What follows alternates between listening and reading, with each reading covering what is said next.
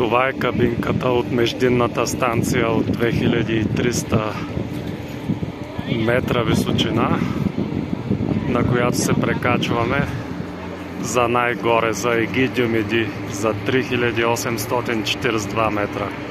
И вижте, само на един кабел се държи лифта, няма нито един стълб догоре и няма втори защитен кабел, само един кабел има.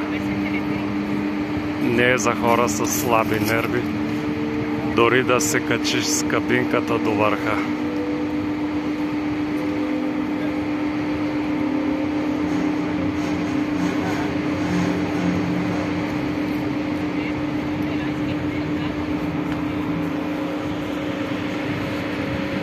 Тук на 2300 метра вече може да се ходи по снега. Снега вече е в процес на топене. Тук няма ледник. Но панорамата е не по-малко внушителна. Сега сме на междинната станция 2317 метра и ще се прекачим на друг лифт за върха за 3842 метра. Невероятна гледка е тук. Все едно си в Хималаите.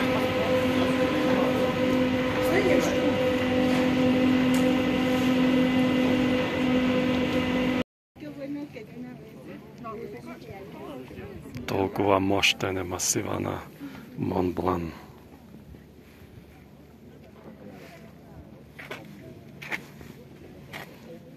Ето ледника, къде се спуска надолу. Докъде стига ледника, се вижда. И как е издълбал долината, без растителност.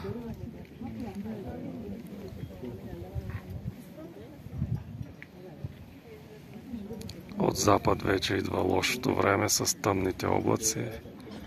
Извадихме късмет на косъм с хубавото време в неделя сутринта. И отново Мон Блан. Не мога да се нагледам.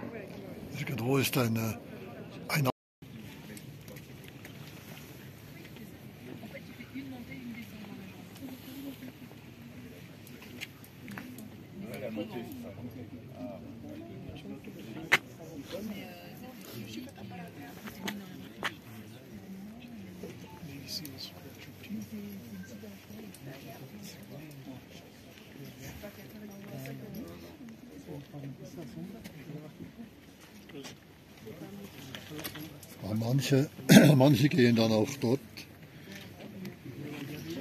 und dann weiß ich auch nicht, die dann runtergehen.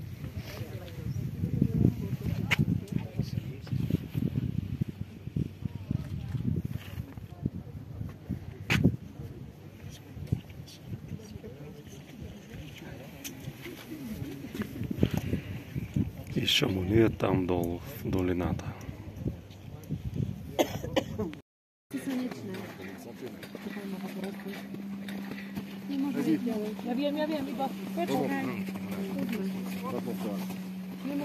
Die gehen wirklich sehr vorsichtig dort. Das ist eine gefährliche Stelle da. Wenn du da ausrutscht. Mach nicht kaputt.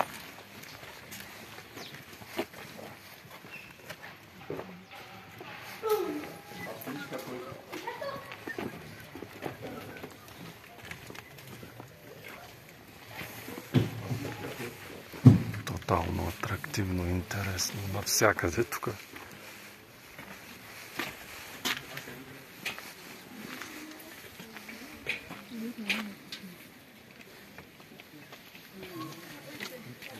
Множество тераси на различни места, навсякъде бяхме.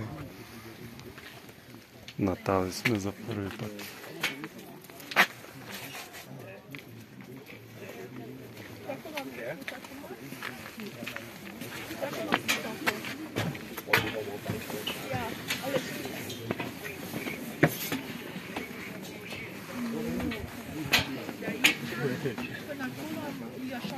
lift.